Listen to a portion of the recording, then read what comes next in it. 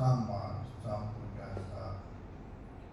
Para bapak ibu, upasaka, upasika, wanita, romo namani, dan para sahabat dhamma yang berbahagia, terimalah salam saya. Namo Buddhaya. Namo Buddhaya. Ya, ini suatu kebahagiaan bagi kita bisa berkumpul di sini dalam keadaan sehat walafiat ya. Baiklah, seperti sebelumnya kita sudah membahas bagaimana cara kita memilih agama dan apa itu agama, arti dari agama.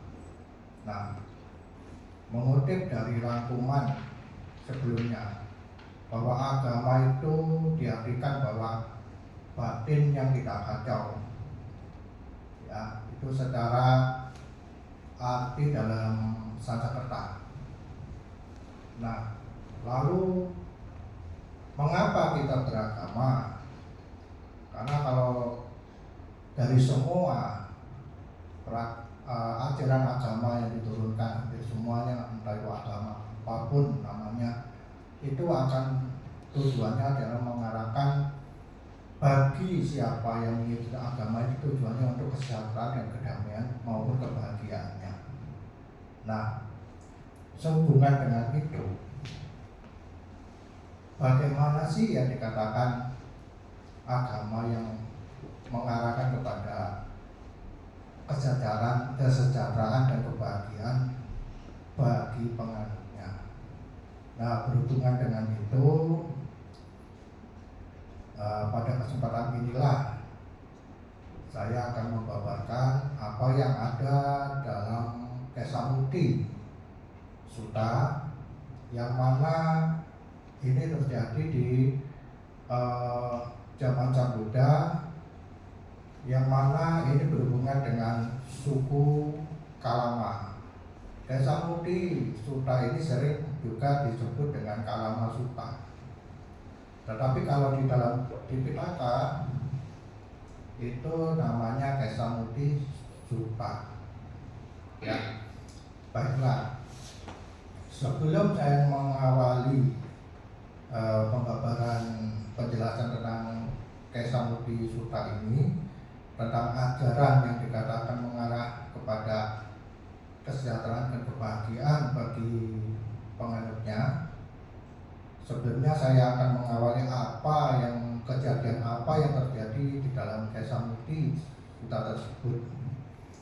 Baiklah, di dalam Kesamudi tersebut diceritakan pada suatu ketika Sang Bhagawa sedang mengembara di antara penduduk Kosala bersama dengan sejumlah besar sangha para bhikkhu. Ketika beliau tiba di sebuah permukiman para penduduk Kalama bernama Kesaputta. Pada saat itu, para penduduk Kalama di Kesaputta telah mendengar dikatakan bahwa betapa Gotama, putra Sakya yang meninggalkan keduniawian dari sebuah keluarga Sakya, telah tiba di Kesaputta. Sekarang berita baik sehubungan dengan Guru Gotama telah beredar sebagai berikut. Jadi mereka ini sudah tahu kualitas dari Sang Buddha, yang mana dikatakan bahwa Sang Bhagawa adalah seorang arahat tercerahkan sempurna dan mengungkapkan kehidupan spiritual yang lengkap dan murni sempurna. Sekarang adalah baik sekali jika dapat menemui para arahat demikian. Kemudian para penduduk Kalama di Kesaputta mendatangi Sang Bhagawa. Beberapa orang bersujud kepada Sang Bhagawa dan duduk di satu sisi, lalu mereka berkata kepada Sang Bhagawa, "Bante, ada beberapa petapa dan brahmana yang datang ke Kesaputta. Mereka menjelaskan dan membabarkan doktrin-doktrin mereka sendiri, tetapi meremehkan, menjelek-jelekan, mencemooh dan mencela doktrin yang lain. Tetapi kemudian beberapa pedapat dan brahmana lainnya datang ke Kaisa Buddha dan mereka juga menjelaskan dan membabarkan doktrin-doktrin mereka sendiri, tetapi meremehkan, menjelek-jelekan, mencemooh dan mencela doktrin yang lain. Kami menjadi bingung dan ragu-ragu. Bante, sehubungan dengan petapa mana yang mengatakan sebenarnya dan yang mana yang berbohong. Nah, ini kan kejadian dari dulu, mulai dari zamannya Sang Buddha yang 2600 tahun yang lalu ini kan masih terjadi saat ini juga ya. Banyak sekali sekarang ini mengklaim ajaran ini yang baik, yang itu tidak baik. Banyak sekali terjadi. Lalu bagaimana? Apa yang dikatakan Sang Buddha berikutnya? Sang Buddha berkata, adalah selayaknya bagi kalian untuk menjadi bingung, oh penduduk Kalama. Adalah selayaknya bagi kalian untuk menjadi ragu-ragu. Keraguan telah muncul dalam diri kalian sehubungan dengan suatu persoalan yang membingungkan. Marilah oh penduduk Kalama, jangan menuruti. Nah, ini poinnya. Kalau itu adalah tradisi lisan, ajaran turun-menurun, kabar angin, kumpulan teks, logika, penalaran, pertimbangan dan penerimaan pandangan setelah merenungkan pembabar yang tampaknya cukup kompeten. Ini berhubungan dengan sosoknya, orangnya. Kebanyakan kadang-kadang karena kita menilai, melihat sosok seseorang, wah ini mungkin punya kemampuan begini-begini, lalu kitanya itu hanya melihat sosoknya itu, tapi tidak melihat ajarannya yang mana, yang benarnya seperti apa, itu belum kita pertimbangkan ke sana, hanya melihat sosoknya.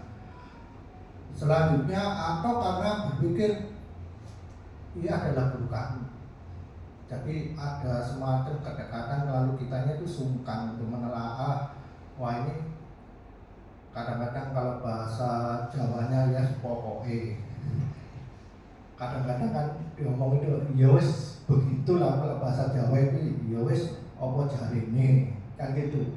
Apa betul begitu gitu? Kalau kita mau belajar agama itu apa hanya nuruti ya wis, nggak mau repot, apa sih yang sebetulnya di dalamnya, yang bagaimana yang mengarah itu. Nah, disinilah ya kita itu anjuran Sang Buddha itu kepada suku Kalama itu supaya kitanya itu menelaah sebetulnya. Nah, lanjut ya. Ini adalah anjuran Sang Buddha kepada suku Kalama. Tetapi ketika penduduk Kalama, kalian mengetahui diri kalian sendiri, maksudnya mengalami dengan pengalaman pribadi yang didapatkan pada saat mempraktekkan ajaran itu. Bila ajaran itu mengarah pada hal-hal yang bermanfaat, ya. Tetapi apa yang ajaran itu yang dikatakan jelek, yang tidak bermanfaat itu, yang bisa dicela oleh para bijaksana, jika hal-hal ini diterima dan dijalankan akan mengarah menuju bahaya dan penderitaan, maka kalian harus meninggalkannya. Jadi ajaran yang tidak baik maupun ajaran yang baik itu bisa dibedakan. Kalau yang baik itu mengarahkan kita, menjauhkan kita dari bahaya-bahaya bagi diri kita maupun orang lain. Tetapi kalau ajaran itu tidak baik, yang dikatakan buruk, itu mengarah kepada hal-hal yang buruk, yang bahaya bagi diri kita maupun makhluk lain. Contohnya adalah di sini saya akan sedikit ya memberikan ilustrasi. Nanti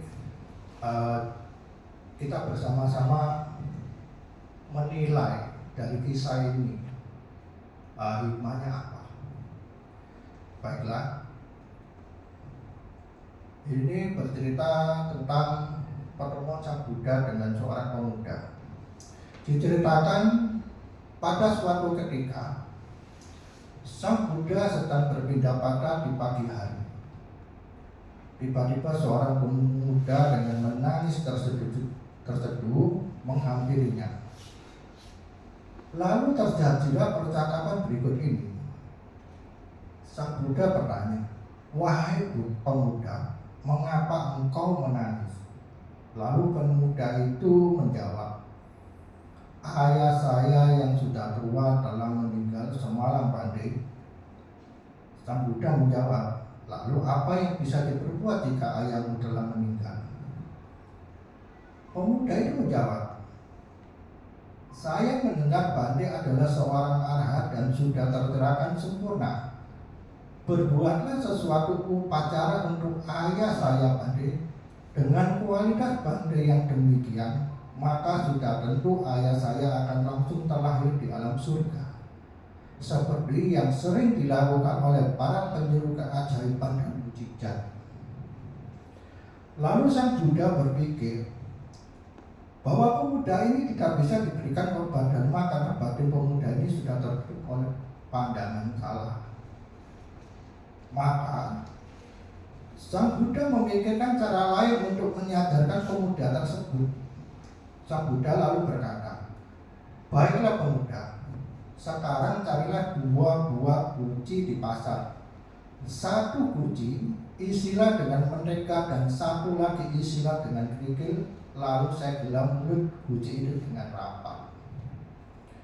Pemuda itu merasa gembira dan berpikir bahwa jasad ayahku telah dikremasi semalam. Mungkin Sang Buddha akan melakukan upacara untuk mendiam ayahku. Nah, ini ada suatu kepercayaan di India kuno pada saat itu tentang kremasi ya. Kalau di zaman India dulu itu berkembang kepercayaan bahwa pada saat upacara kremasi itu begitu tubuhnya sudah hampir terbakar, itu anak lelaki tertua dari mendiang itu akan memukul tengkorak kepalanya. Mereka mempunyai kepercayaan apabila di dunia ini terbuka, malah pintu-pintu di alam sana itu akan terbuka juga. Maka pergilah pemuda tersebut untuk mendapatkan guci tersebut. Setelah semuanya telah tersedia, lalu Sang Buddha menyuruh pemuda tersebut menaruh guci-guci tersebut di dasar kolam. Berikutnya Sang Buddha berkata, "Sekarang pukullah guci-guci itu." Pemuda itu tanpa ragu memukul guci-guci tersebut. Segera guci yang berisi mentega berhamburan naik ke permukaan air, dan guci yang berisi kerikil berserakan di dasar kolam. Lalu Sang Buddha berkata, "Sekarang tugas saya telah selesai. Panggillah para penyeru keajaiban dan mukjizat. Suruhlah mereka berseru, 'Kerikil naiklah, naiklah. Mentega turunlah, turunlah.'" Pemuda itu dengan lantang berkata, "Itu adalah hal yang tidak mungkin Bante. Itu menentang hukum alam."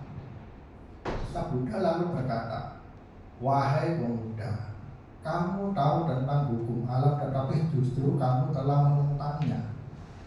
Apabila selama hidupnya perbuatan mendiang ayahmu adalah ringan, siapa yang bisa menariknya? Dan sebaliknya, jika perbuatan berat, siapa yang bisa mengangkatnya?" Nah, dari kisah tersebut kira-kira apa maknanya?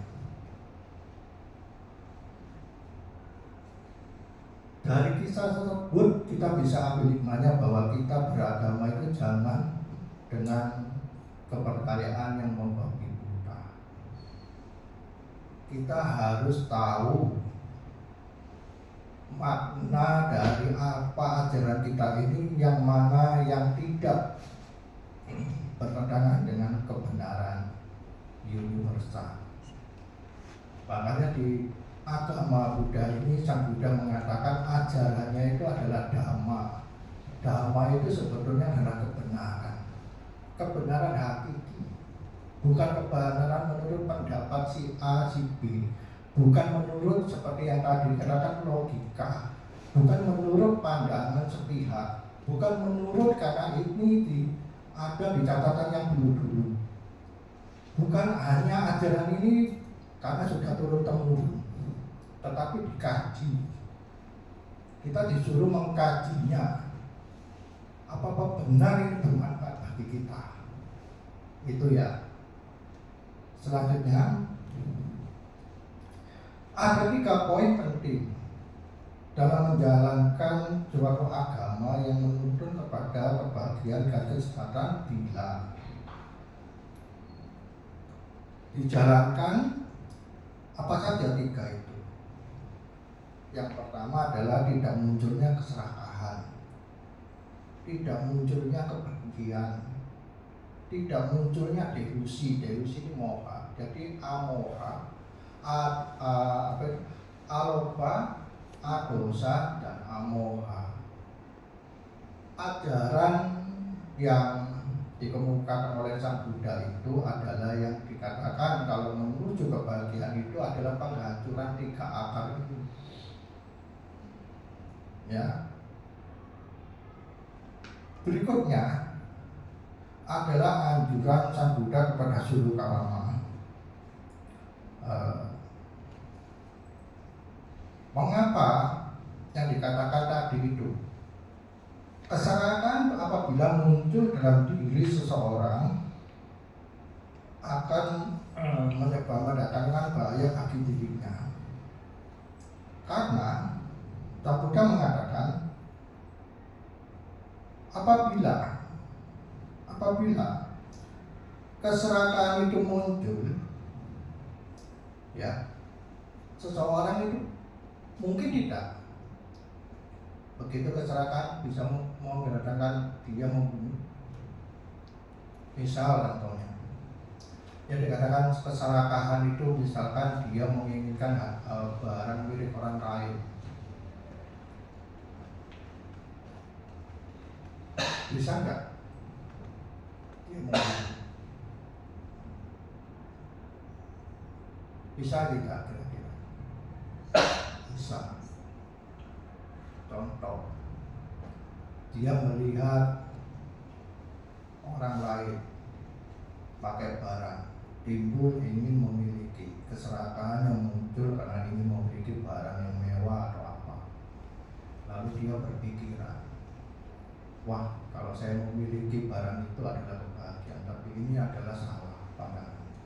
Lalu dia dengan upaya untuk memilih, bisa juga dia mau bunuh. Nah, ini cara-cara ini kan sebetulnya dimanapun yang namanya ajaran itu kan tidak mengajarkan pembunuhan,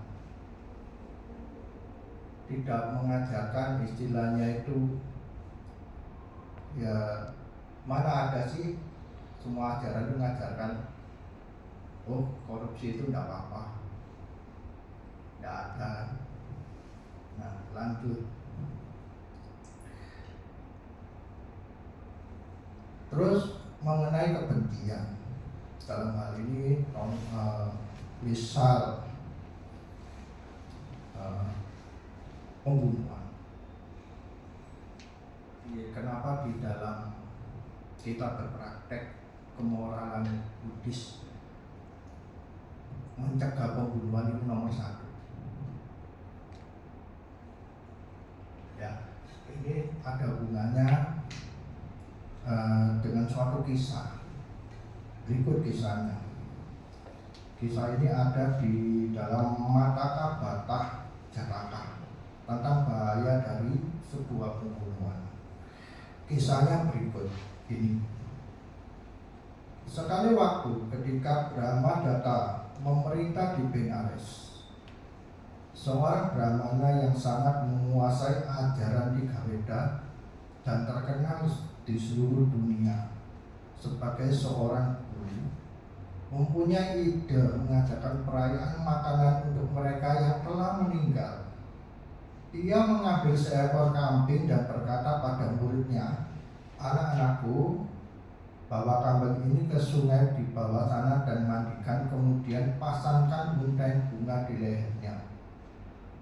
Berikan padanya semangkuk padi-padian dan rapikan ia sedikit, lalu bawa ia kembali kepadaku." "Baiklah," jawab mereka, dan membawa kambing itu turun ke sungai. Di tempat ia dimandikan. Setelah itu mereka merapikan kambing itu dan membawanya ke tepi sungai. Kambing yang mempunyai kesadaran akan perbuatannya di kelahiran yang lampau. Ini dikisahkan kambing itu punya keistimewaan ya. Dia bisa mengingat kelahirannya pada masa lampau. Kambing itu merasa gembira, memikirkan bahwa ia akan terbebas dari kesengsaraannya. Ia tertawa dengan suara yang nyaring seperti bunyi panci yang jatuh. Namun, saat memikirkan bahwa Brahmana itu akan mendapatkan kesengsaraan karena membunuhnya, ia merasa kasihan pada Brahmana tersebut dan menangis dengan suara yang nyaring pula. Lalu dikisahkan murid-murid para Brahmana ini lalu tercengang, lalu bertanya dengan kalimat seperti ini, "Teman," kata seorang Brahmana muda kepada seekor kambing itu, "Saat tertawa maupun menangis, suaramu sama nyarinya. Apa yang membuatmu tertawa dan apa juga yang membuatmu menangis?" Lalu si kambing ini berkata, "Tanyakan kembali pertanyaan ini di hadapan gurumu." Karena tidak mendapatkan jawaban, murid-murid Brahmana ini membawa kambing itu di hadapan gurunya. Lalu terjadilah dialog sebagai berikut ini antara kambing itu dengan Brahmana itu, yaitu yang gurunya tadi ya. Lalu di saat inilah hewan yang mengakui akan berbanding di kelahiran yang lampau karena mempunyai kemampuan untuk mengingat kembali tentang kelahiran yang lampau, menyatakan hal ini kepada Brahmana tersebut. "Di kehidupan yang lampau, Brahmana, saya sama sepertimu." Dan si kambing ini juga seorang Brahmana dulunya.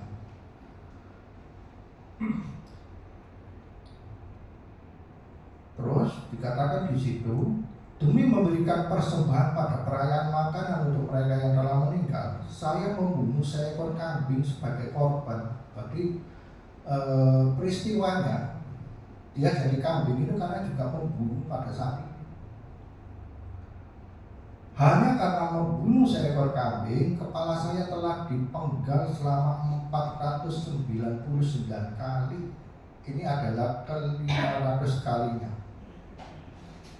Jadi akibat dia membunuh kambing itu untuk perayaan, dia mempunyai akibat kelahiran menjadi kambing dan dipenggal kepalanya sampai 500 kali.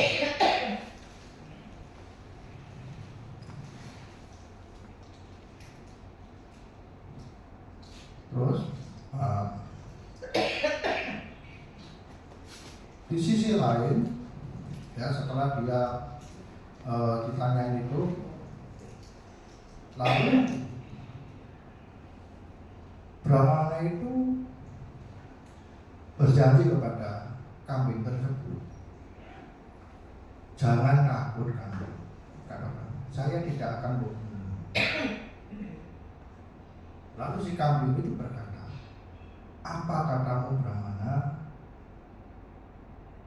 Baik engkau akan membunuhku maupun tidak, saya tidak akan terlepas dari kematian." Jadi ini akibatnya. Itu biarpun dia lolos pada saat 1 detik itu, peristiwa itu, dia tetap tidak bisa lepas dengan akibat. Nah, lalu diceritakan setelah membebaskannya, Brahmana itu memberi pesan kepada murid-murid, disuruh jagain kambing ini, jangan sampai ada orang yang berburu kambing itu. Tetapi apa yang terjadi? Pada saat kambing itu setelah dibebaskan, kambing itu menjulurkan lehernya untuk makan daun-daun yang tumbuh dekat puncak sebuah batu besar. Secara tiba-tiba petir menyambar batu itu. Satu pecahan batu besar itu menghantam kepala kambing yang sedang menjulurkan lehernya itu, dan terpisah kepala kambing dari badannya. Jadi di sini ceritakan apabila kita dalam mempraktekkan ajaran, kalau kita salah mempraktekannya, timbulnya kebencian, lalu mendorong kita melakukan pembunuhan. Akibatnya ini juga berhubungan, sebetulnya yang dikatakan Sang Buddha itu mengenai Kesamudaya itu berhubungan dengan karma, sebab akibat. Apabila kita dalam menjalankan ajaran, lalu kitanya di situ menjalankan ajaran, tapi kitanya malah bertambah keserakahan, kebencian, delusi, itu akibatnya. Sang Buddha menceritakan itu justru akibatnya. Kalau kita tidak hati-hati, bukan kita mendapatkan kesejahteraan, tapi bahaya bagi kita untuk kehidupan berikutnya. Itu maksudnya. Ya, lanjut.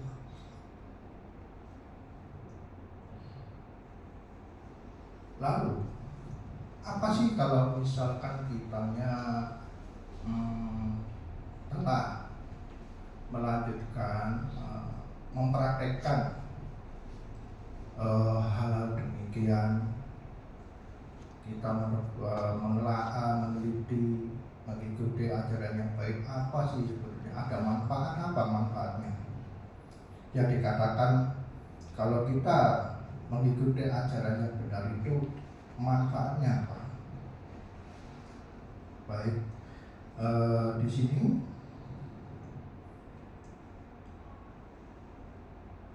ada 4 manfaat, dan salah satunya itu jaminan kalau kita melaksanakan ajaran dengan baik, kita tidak timbul keserakahan, tidak timbul kebencian, tidak adanya kegelapan batin. Kita itu mendapatkan manfaat 4 jaminan dalam kehidupan ini dan kehidupan berikutnya. Nah, di sini katakan jaminan pertama yang ia menangkan adalah sebagai berikut. Jika ada dunia lain dan jika ada buah dan akibat dari perbuatan baik dan buruk, maka adalah mungkin bahwa dengan hancurnya jasmani setelah kematian, aku akan muncul di alam tujuan yang baik, di alam surga. Nah, ini kan juga semua agama menuju ke sana. Setara basicnya, setelah mendasar keinginan yang paling dasar lah. Kita sebagai umat Buddha semuanya, paling tidak itu tidak lahir di alam sengsara kan gitu. Maka praktek-praktek inilah jika dijalankan dengan benar, salah satunya mengarah ke situ. Paling tidak lahir di alam menderita. Nah, ini jaminannya yang pertama. Lalu yang kedua itu apa? Jaminan kedua yang bila seseorang mempraktekannya, jaminan kedua yang ia menangkan adalah sebagai berikut. Jika tidak ada dunia lain dan jika tidak ada buah dan akibat perbuatan baik dan buruk, tetap saja dia di sini dalam kehidupan ini dia hidup dalam kebahagiaan tanpa permusuhan, tanpa niat buruk, bebas dari kesulitan. Karena praktek kesehariannya itu dia tidak menimbulkan bahaya bagi dirinya. Contoh ya, misal apabila kita melakukan misalkan pembunuhan atau mencuri lah paling tidak yang paling bawah, kita mencuri. Pada saat kita perhatikan ya urutannya ya, misal kita mau mencuri, kita kan biasanya orang mencuri itu kan tengok dulu lah. Takut perbuatannya itu diketahui orang. Nggak ada orang kalau misalkan mau mencuri itu terang-terangan kan nggak mungkin, iya dong. Dari situ sudah kelihatan apakah tenang jiwanya, apakah itu tidak ada kegelisahan, tidak ada kecemasan, kekhawatiran kalau dia ditangkap digebukin orang kan. Ini yang dimaksud Sang Buddha. Kekhawatiran kebiasaan itu menghantui tiap manusia. Karena apa? Satu, kadang-kadang yang sering kita ini ya, kenapa terjadi gelisah, khawatir, putus asa? Ya, karena kita itu satu, memikirkan masa depan. Kedua, penyesalan masa lalu. Ini kan, karena ada penyesalan masa lalu, kita itu bisa putus asa, gelisah, khawatir. Terus kita mikirkan masa depan, ya kita tidak pasti. Kita gelisah, putus asa, kecewa bisa juga. Lalu apa yang dia harus dilakukan? Justru Sang Buddha itu adalah prakteknya saat ini. Masa lalu itu perbaikilah ya saat ini sebagai pelajaran. Itu yang betul. Kita bukan terus meratapin begitu aja. Cara itu adalah melakukan diisi dengan kegiatan positifnya yang saat ini.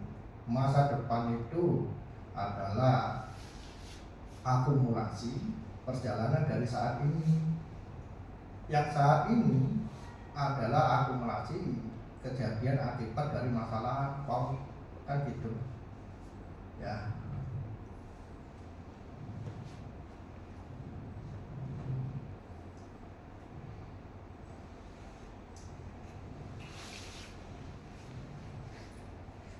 Lalu berikutnya, apa saja sih perbuatan buruk yang harus dihindari? Ada berapa?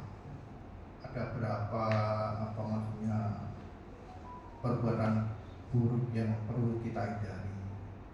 Di sini ada 10 perbuatan tidak wajib yang harus kita hindari. 1. Pembunuhan. 2. Pencurian. 3. Pelecehan seksual. 4. Kebohongan. 5. Ucapan yang memecah belah. Yang ke-6. Ucapan kasar. Yang 7.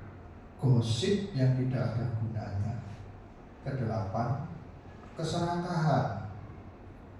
Yang ke-9. Niat yang merugikan. Dan ke-10. Pandangan salah. Dari ke-10 ini terbagi menjadi 3 bagian yang dilakukan oleh badan. Itu adalah 1. Pembunuhan, pencurian, pelecehan seksual ya. Lalu kebohongan ya. Bacaan kedua, kebohongan, lalu kebohongan, ucapan yang memecah belah, ucapan kasar, gosip yang tidak ada gunanya. Ini adalah bagiannya yang dikatakan melalui mulut.